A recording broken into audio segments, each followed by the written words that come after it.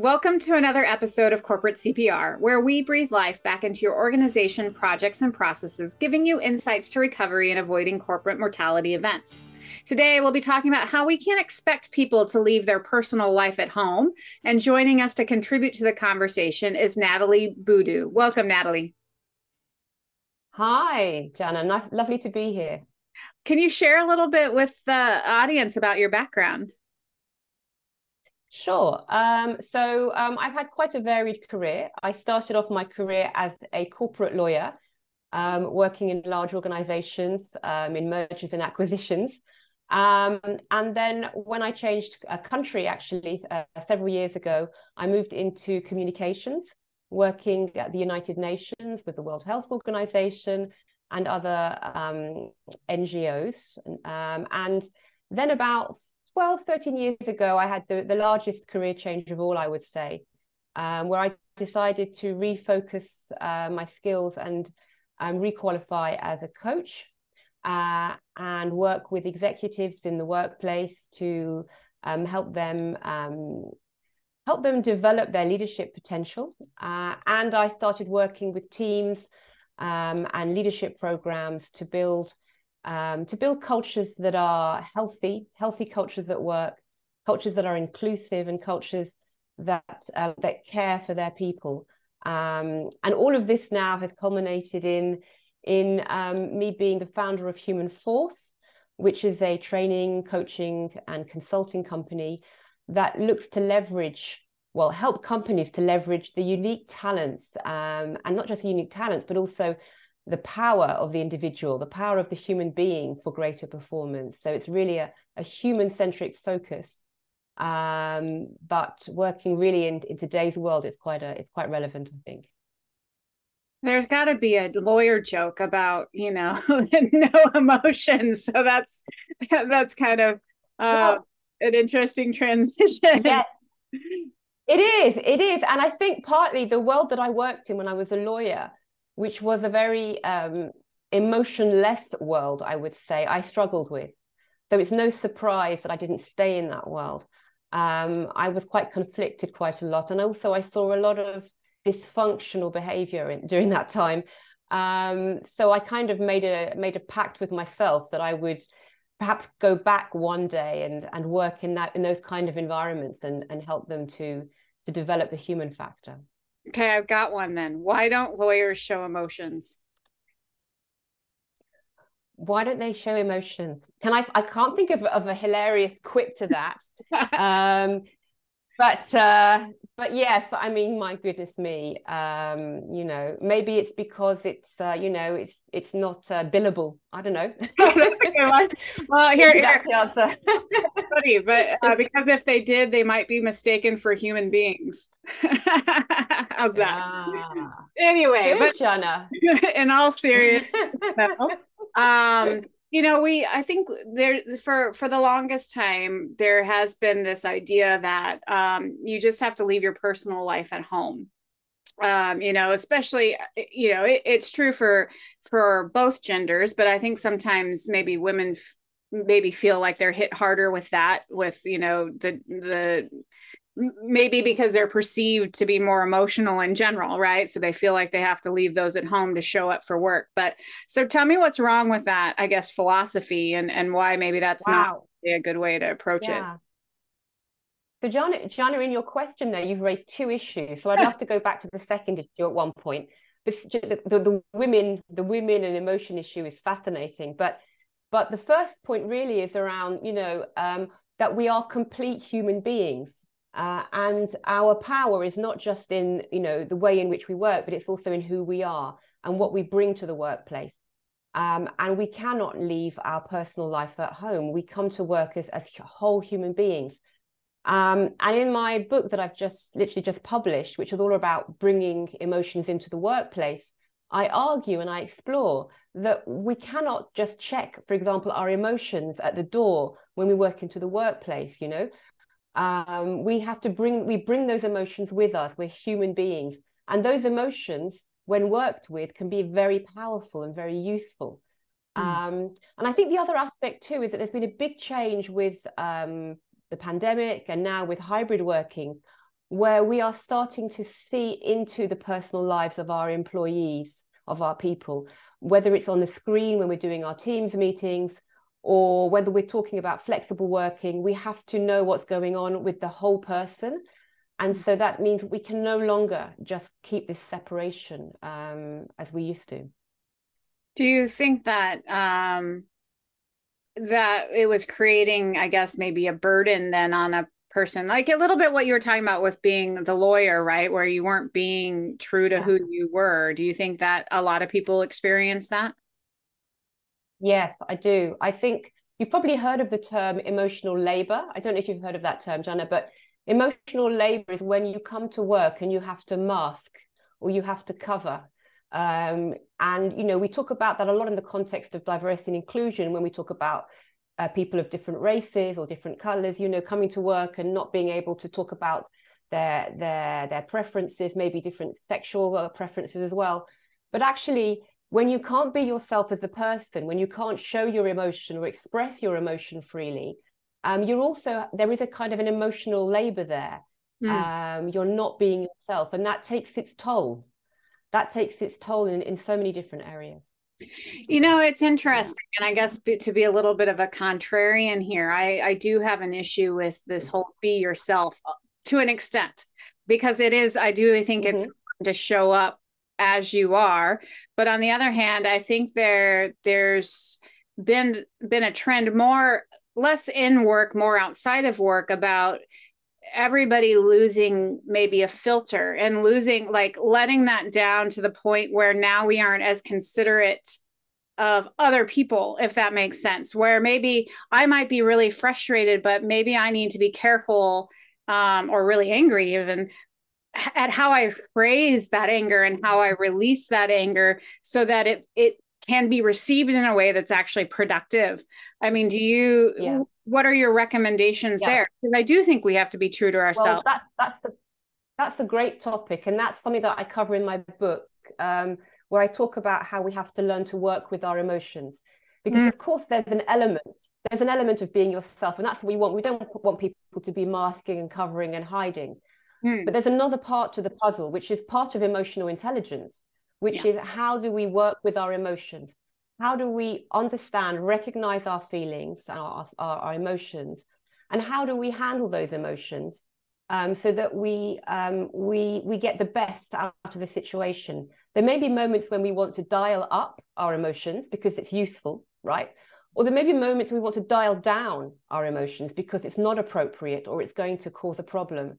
And so it's that sort of thing that people need to, well, I believe people should learn how to work with that because it's such an important area. I think it's such a huge area, definitely.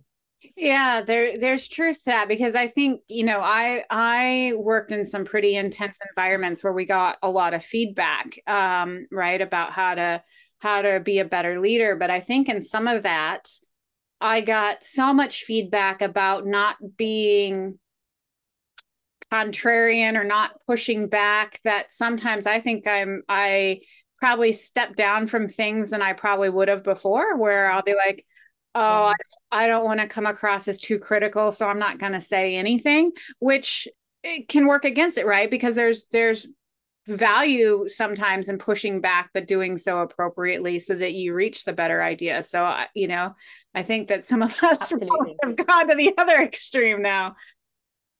Absolutely. And I think, you know, obviously a lot depends upon the culture of the organization within which you work, but you need to have that balance.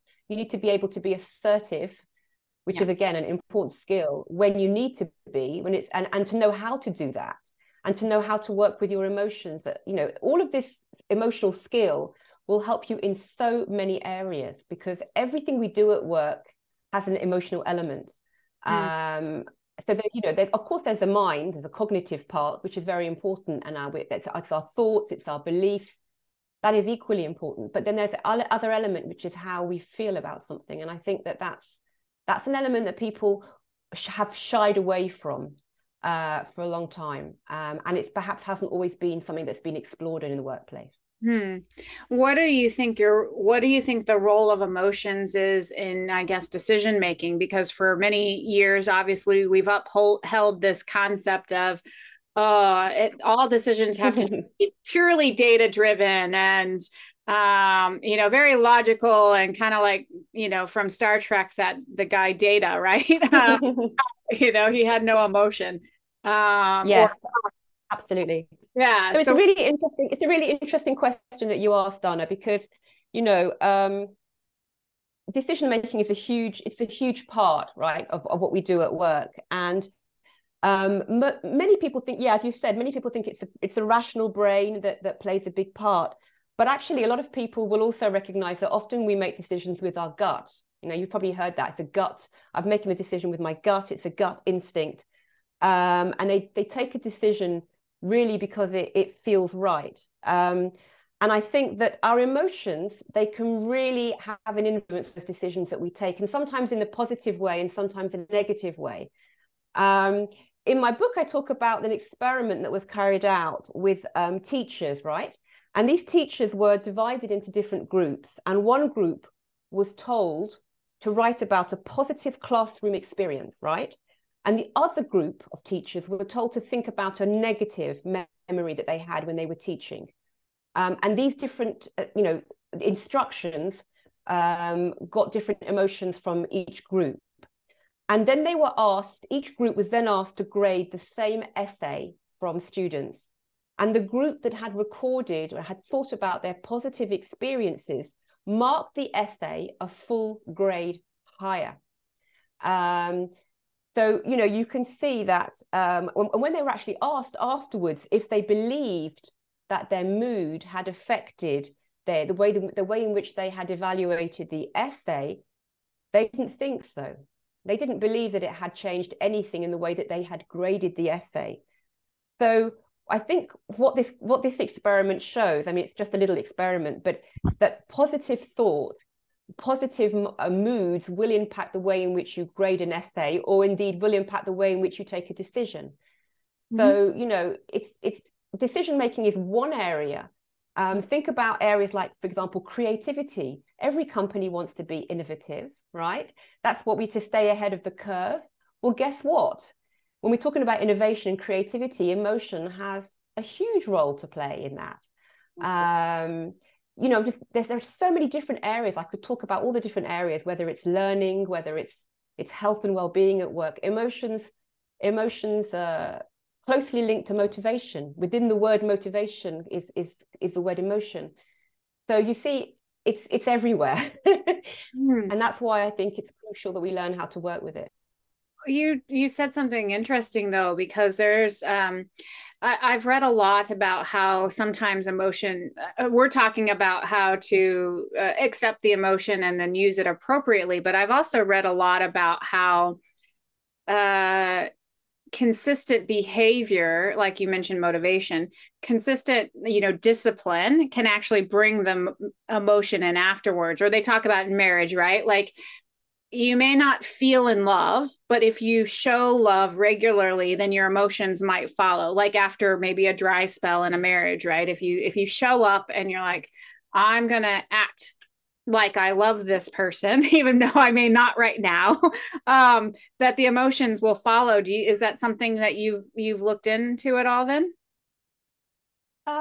It's not something that I particularly treat in my book. Hmm.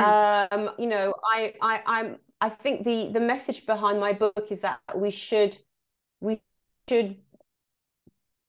identify and be aware and have this self-awareness about what we're feeling. Hmm. I'm not sure about the sort of fake it until you make it approach with emotions. I think I'm not sure about that at all, Jana, actually. It was an interesting question.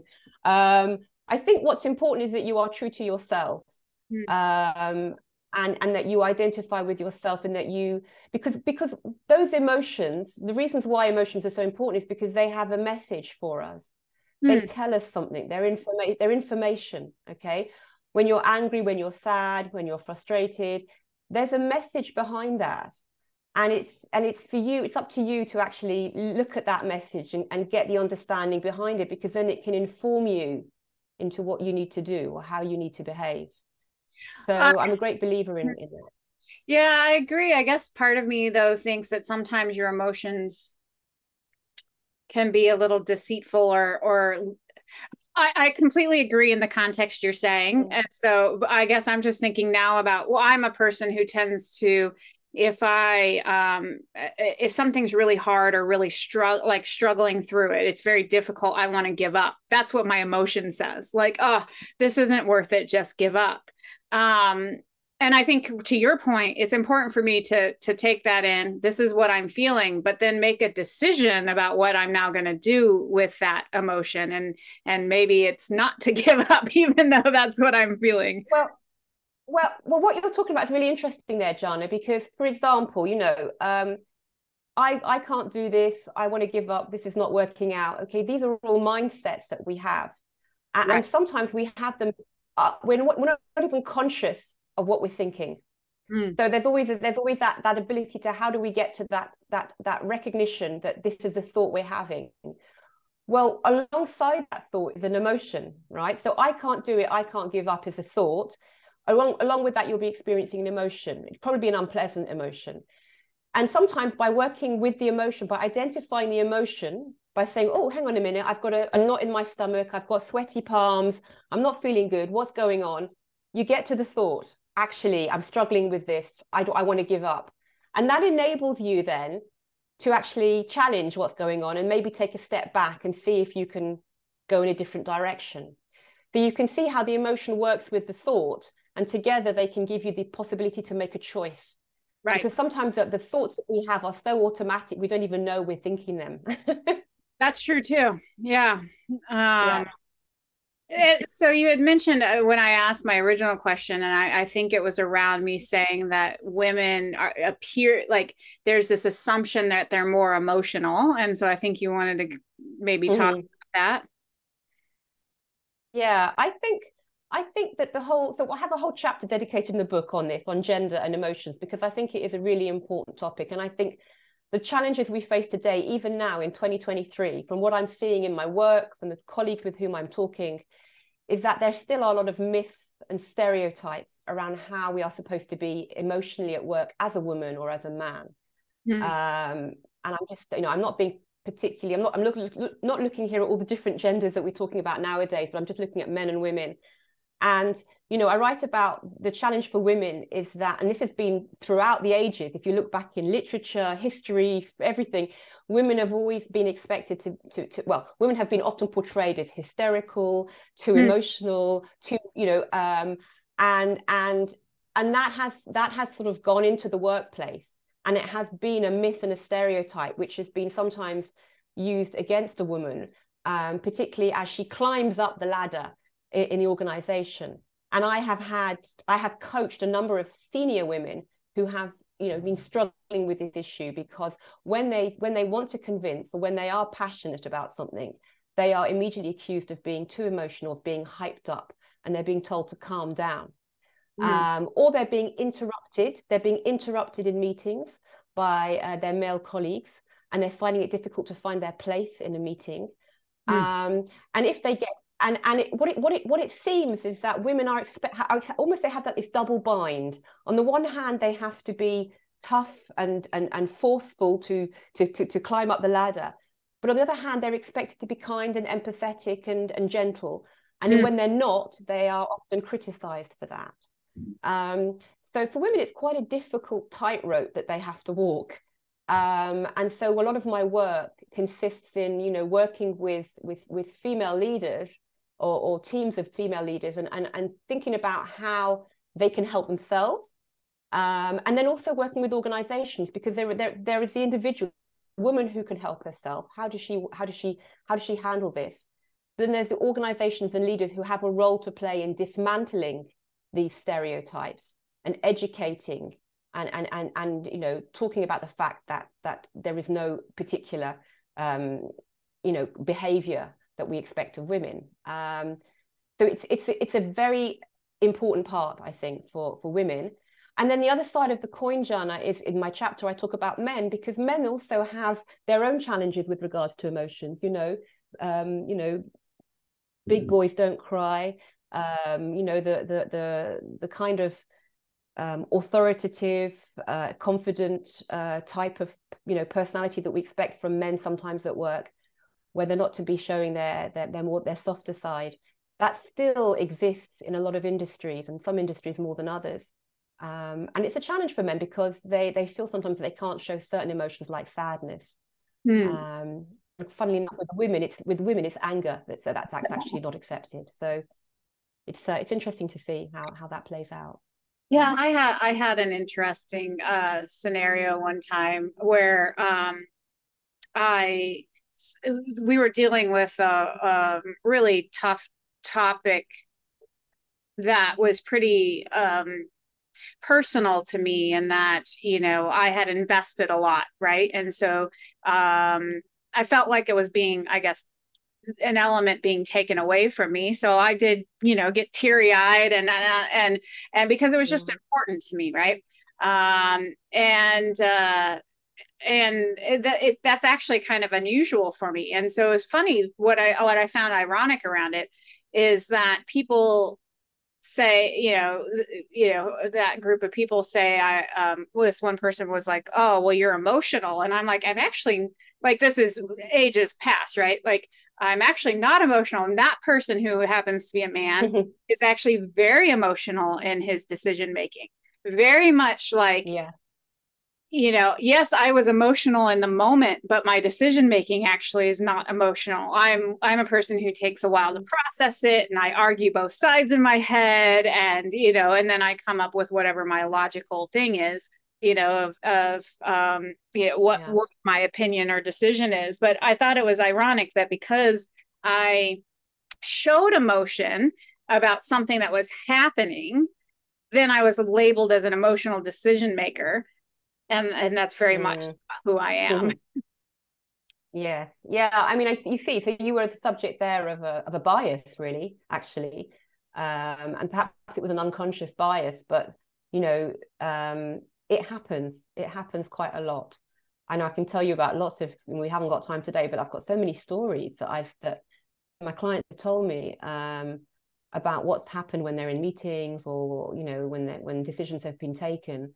And it's a real shame, actually, because we have to embrace the emotional side. As long as it works in the right way, that it can be really, really powerful. So yeah, there's a lot of work to do in that area, I think. Yeah, I would curious then what your recommendations are. You said that there's some organizational responsibility to break down stereotypes. So, like, how do you think an organization would approach something like that? Well, I think organizations, they need to sort of make it clear. They need to make it clear that stereotypes where men are tough and women are soft are no longer valid anymore. I think that discussion needs to be made. I think something else that's happening and we're talking about nowadays quite a lot is how the organizations can be committed to allowing men and women, for example, to balance their work life and their family life. So giving them opportunities for flexible working, and allowing men, for example, to take parental leave, encouraging men to take parental leave when they have children. This is kind of going in that direction because it's admitting that men want to have family lives, that men want to look after their children. It breaks down the stereotypes for men, and it allows women also to not be always portrayed in that role. So I think those are just one or two examples. I think it's a question of really having conversations between men and women, and talking about how it is for them, getting curious, asking how they feel at work. I think when you ask questions, when you get curious, then you can really understand how it feels for people. So there needs to be more conversations, and this is the theme that I talk about throughout the book, about how we need to be asking people how they feel, checking in with them, because that gives us information as to whether or not there are things to be done. So and again, with men, I think it's important that organizations encourage men to speak up. Sometimes they may need to have sessions where they can talk about their own emotions. Encouraging this discussion, I think, will go a long way to breaking down those stereotypes. What So I guess, I'm thinking about this, and obviously I 100% agree with, you can't separate, like, you have your work self and your home self, because it all blends together.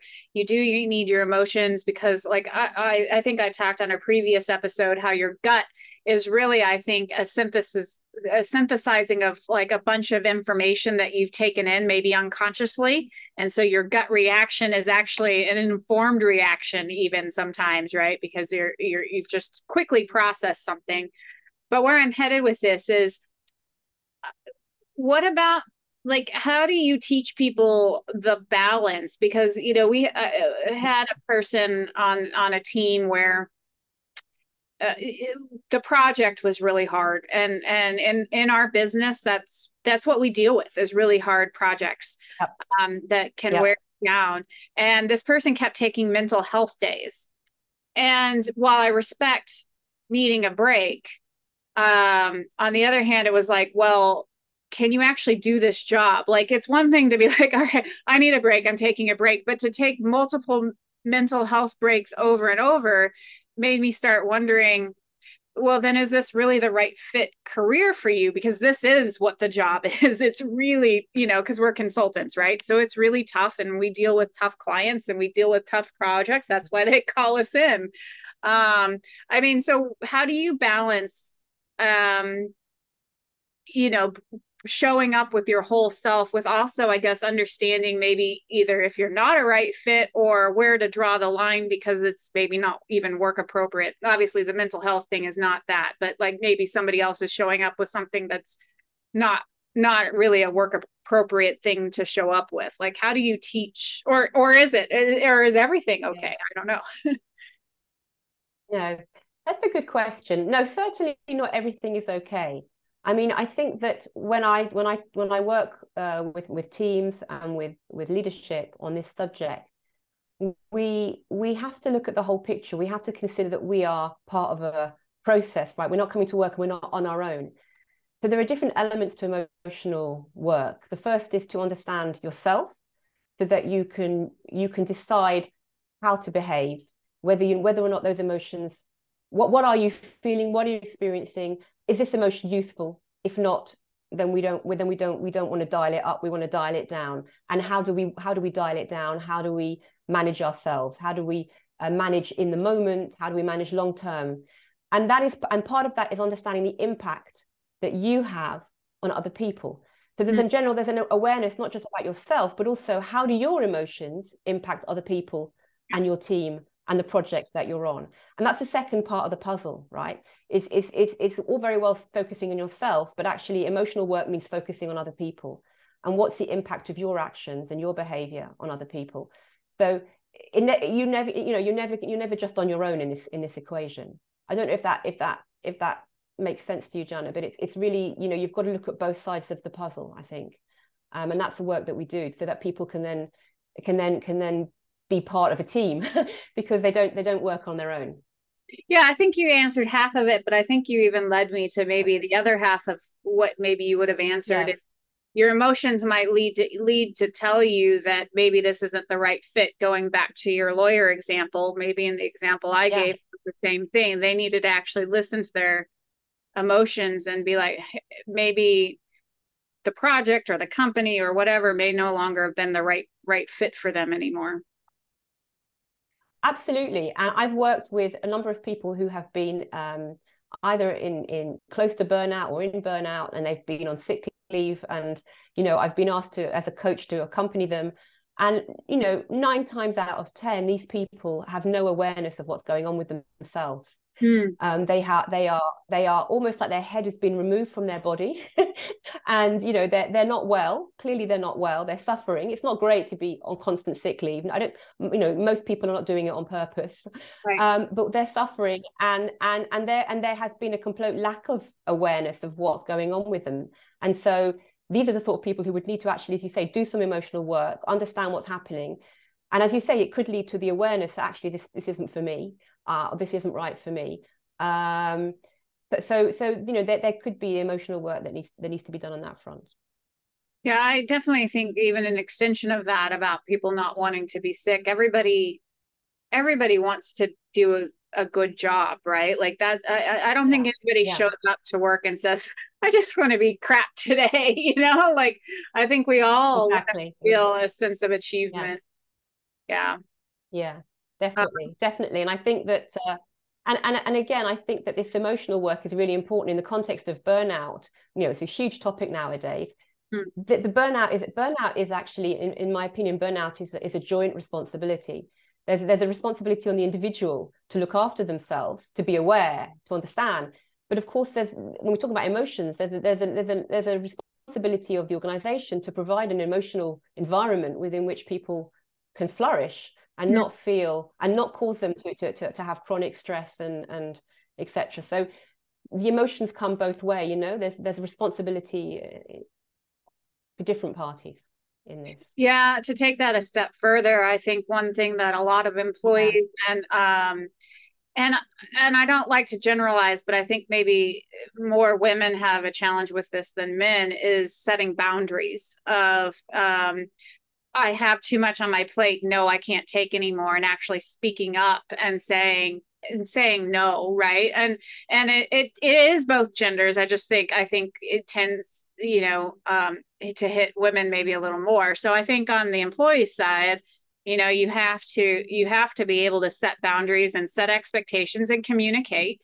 But then on the employer side, I think asking questions is important because I think sometimes we just assume since the employee is not speaking up that everything's fine, but saying like, hey, this project's really important. Do you think it will be done? Like, is it reasonable to expect it to be done next Wednesday? Like, and framing in is this reasonable? Is this right? Or am I off base, so that it can invite them to speak up and hopefully avoid that burnout. Yeah, and I would go one step further on that. I totally agree with you, Jana. I would go one step further, and I think that what we need to do from time to time is to actually say, how are you feeling about that? Mm-hmm. Because we're going from is it reasonable and how are you feeling? Because then we're actually allowing them to say, you know what, I'm feeling really worried about this, or you know what, I'm really annoyed about this, because that's information for you when they say that, and it helps you to guide them as well. And I think those check-ins, and I talk about it, I call it check-ins. They can be done generally with the team at the beginning of a meeting if there's time, or at least once a week or once a month. Check-ins, how are you doing? How are you feeling? How's it going? On a one-to-one basis. Particularly now as we work more remotely, those kind of things are really important because you're going to be getting information. When you ask somebody how they're feeling and they tell you something, that's information for you. And it's really important. And not only is it information for you, but that other person feels valued, feels heard, feels like you care. Right. And that's huge in terms of building trust and building motivation, which we talked about earlier. How would you suggest, because how's it going? um Sometimes you get a kind of superficial answer. How do you Yes. invite the employee to show support? Well, so in my book, I give some examples of things that you can say, because it's true. We often say, hi, how are you? And the answer is, I'm fine, right? Because that's what we do. We're programmed to do that, I think, almost like robots sometimes. But I think that you can potentially, ask more important questions, on a scale of 1 to 10, what's your energy like level today? If you could name an emotion right now that you're feeling, what is it? It depends on the person you have in front of you. If it's a one-to-one, you'll know if that person opens up easily or if that person doesn't. Powerful open questions, what, how, where, when. These are questions which will get the person to dig deep. How are you doing? Can you tell me more about that? What's behind that? Those sort of things will get the person to talk more. When you're doing a team session, if you're doing a team check-in, sometimes that's a bit awkward because people don't necessarily want to say in front of other people. So there are different ideas that we have that we use. For example, there's this kind of like weather. I don't know if you've ever seen the weather metaphor. So you put the weather metaphor up. You've got a rainy day, a cloudy day, I don't know, and you ask people which picture they feel like they associate with on that day. There's these different kind of like drawings now that the team leaders use. It came up a lot during the pandemic, about what picture do you associate with? Oh, I'm on a rainy day today, or oh, I'm on a cloudy day, or and you don't have to go into more detail than that, but it's, there are different ways depending on the people in your team. But I think the essential thing is that I would say that the essential thing is that you are asking the question. The second thing is that you are listening to what they say, right? Because we haven't talked about listening yet, but that's one of the biggest issues. And the third thing is that you care about what they say. And I think that when people ask a question, when they listen and when they care, that is enormous. Sounds really simple, but actually it's not that simple. So the basis for all of that would have to be, though, environment of trust. So how do you create that atmosphere, where people can trust to open up their emotions? Yeah, that's the trust you're talking about. We sometimes call it psychological safety or even emotional safety, right? It's the essence of team success. It's huge. I think that psychological safety is something that the team leader or the manager needs to be fostering, but at the same time, the rest of the team can also support this. And I think it comes with discussing with your team how you want to operate. So there are different ways you can do it. First of all, you can actually have open discussions and say, listen, we really want to be able to work well together. We want to function together. We want it to be safe, that we can disagree, or we can come up with a suggestion. We're not going to be judged for it. How do we do that as a team? What's acceptable? What's not? Let's start by agreeing that we can check in with each other, that there are spaces where we can talk about how we feel, and we're not going to be judged for that, and that's fine. Likewise, the leader who's fostering this trust or this safety needs themselves to show a little bit of vulnerability from time to time, to show that they not necessarily know everything, ask for help, ask for support, ask for feedback. These are all things which will make the team feel safe, because the leader is opening up and showing that they want to be supported, and that it's not just them deciding everything. So there's vulnerability, there's opening up on the part of the leader, agreeing to give each other feedback. Feedback, is regular, it's constant, it's not something that's weird. We don't feel awkward. I mean, there are so many different things that you can do, but I think it needs to be discussed. I think we need some sort of open discussion about what will work for the team and what will make the team feel safe. When it's done well, it's really good. You mentioned that obviously the final component to this is actually listening and hearing, and you said that that's a struggle. So what's your advice around that? I think the first thing that I often talk to with leaders is to actually think about, well, there are a number of things. The first thing is to think about what are your challenges, right? What are your challenges to listening? We all have challenges. None of us are perfect in terms of listening. What do you do? Are you somebody who interrupts, for example? Are you somebody who's already thinking about the answer that you want to give while the other person's speaking? Are you somebody who multitasks? What is, and there's, in my book, I talk about all the different possibilities of traps that we fall in when we're listening. And once you can think about that, and you can actually discuss it with your colleagues, what kind of a listener am I? What do you say I do? Once you get awareness of how you are, then you can start to work on how to improve it. And that improvement can come in different forms. I think the biggest advice that I give, because, obviously we can't talk about all the ideas, but the biggest advice I give is to give a bit of time.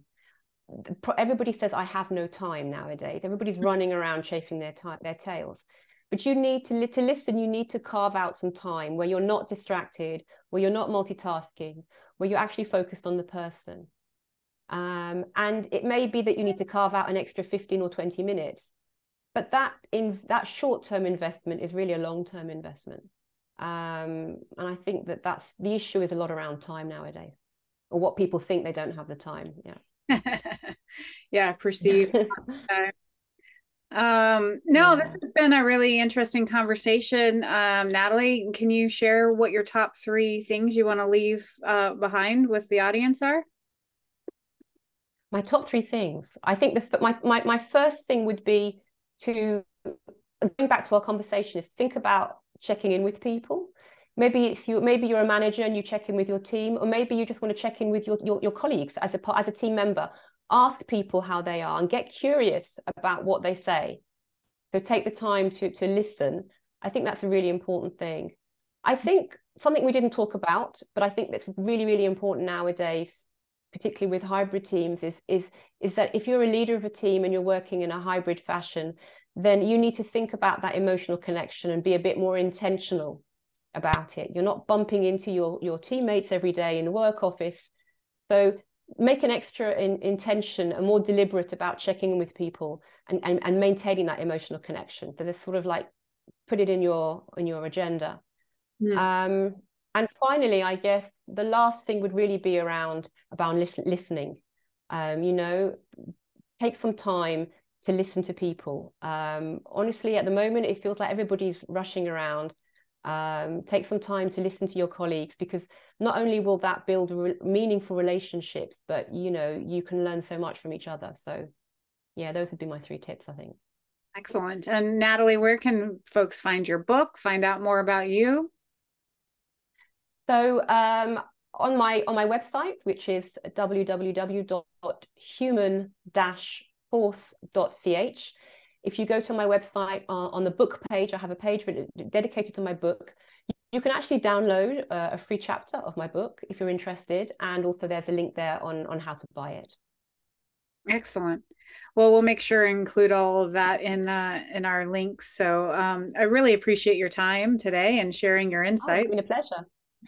It's been a pleasure, Jana, and I like some of your challenging questions. It's good to be challenged. Excellent. Good. I'm glad you look at it that way. And to our audience, until next time, keep your organizations healthy.